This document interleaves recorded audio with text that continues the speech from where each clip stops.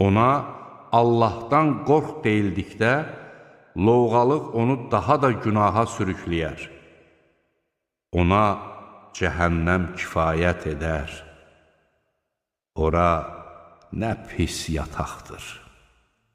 İnsanların eləsi də var ki, Allahın razılığını qazanmaq üçün canını da verər. Allah öz qullarına qarşı şəfqətlidir. Ey iman gətirənlər! İslamı bütövlükdə qəbul edin və şeytanın addım izləri ilə getməyin.